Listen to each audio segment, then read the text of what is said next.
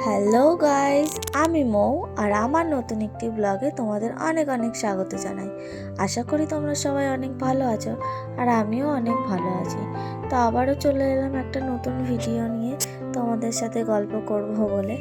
দেখতেই পাচ্ছ আমি এখন লুচি ভাজায় ব্যস্ত আর আমি এখন চলে এসেছি চাকদাতে আমার মাইমার বাড়িতে।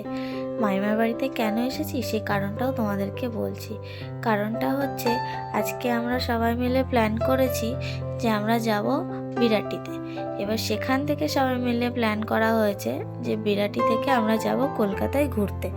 তো তাই সকাল সকাল ঘুম থেকে উঠে কাজকর্ম সেরে স্নান দান করে ফ্রেশ হয়ে আমার বরের সাথে বাইকে করে চলে এলাম চাকদাতে।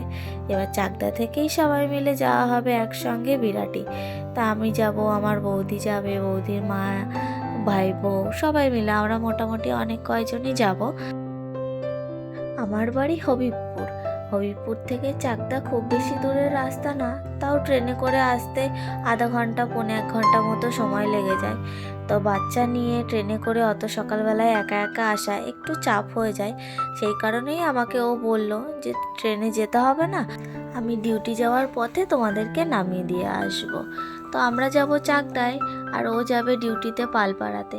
তো চাকদা থেকে পালপাড়া একটা স্টপেজ, সেই কারণেই ও বলল যে তোমাদেরকে ট্রেনে যেতে হবে না, আমি তোমাদেরকে দিয়ে আসবো। তো তার কথা মতোই তাই হলো। ও ডিউটি যাওয়ার সময় আমাদেরকে চাকদাতে নামিয়ে দিয়ে তারপরেই গেল। তো আমি মাইমা বাড়িতে এসেই এই যে গরম গরম লুচি ভাজতে বসে পড়েছি। আমি ভাজছি বলতে কি, আমি বেলে দিচ্ছি আর আমার বৌদি ভেজে তুলে নিচ্ছে। তা আমি দেখতেই পাচ্ছ বেলাটা হয়তো খুব বেশি ভালো হচ্ছে না, আমি ভালো বেলতে পারি না। তো যেমন পারছি ঠিক সেইভাবেই বেলে দিচ্ছি। আর এই দেখো এই লুচিটা বেলতে গিয়ে তো ছিঁড়েই গেল। কি করব, বেলতে তো পারি না, যেভাবে পারছি সেভাবেই দিচ্ছি আর বৌদি সেভাবেই ভেজে নিচ্ছে। যাই হোক, এদিকে লুচি ভাজা হচ্ছে আর এদিকে হচ্ছে ছোলার ডাল। সকালবেলা করে গরম গরম লুচি আর ছোলার ডাল কার না ভালো লাগে বলো। তো আমরা এই যে এবার লুচি আর ছোলার ডাল সকালবেলার খাবার খেয়ে নিয়ে এই যে বেরিয়ে পড়েছি স্টেশনের উদ্দেশ্যে। আমরা স্টেশনে যাচ্ছি এখন, ট্রেন ধরে যাব বিরাটি।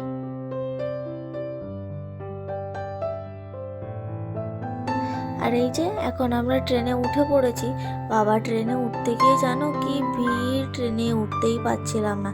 তো কোনো রকমে ঠেলাঠুলি দিয়ে তো ট্রেনের ভেতরে উঠলাম। উঠে দেখি জায়গা নেই, তো সিট পাইনি, বসতেও পাচ্ছি না। কিছুক্ষণ দাঁড়িয়ে থাকার পরে তো অবশেষে একটা সিট পেলাম। তো সেখানে বসে বসেই বাইরের দৃশ্যগুলো দেখছিলাম আর ভাবছিলাম যে ট্রেনে বসে বসে বাইরের দৃশ্যটা দেখতে ঠিক এতটাই সুন্দর লাগে। তো ভাবলাম যে তোমাদেরকেও দেখাই।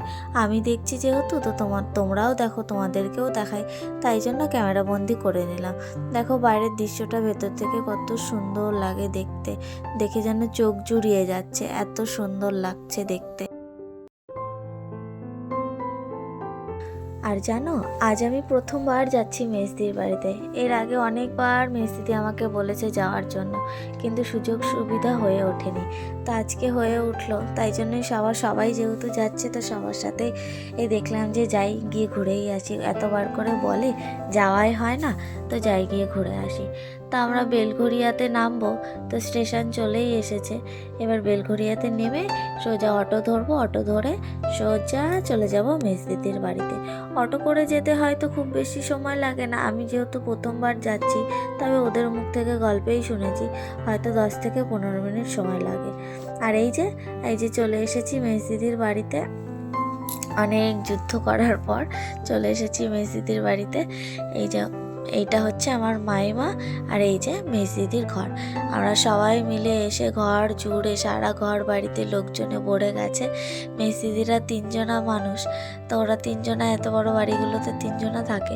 আর এখানে আমরা সবাই মিলে এসে একেবারে ঘর দোর ভরে গেছে।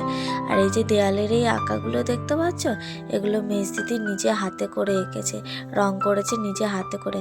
কি সুন্দর লাগছে না দেখে বলো, খুব সুন্দর লাগছে, আমার তো খুব ভালো লেগেছে।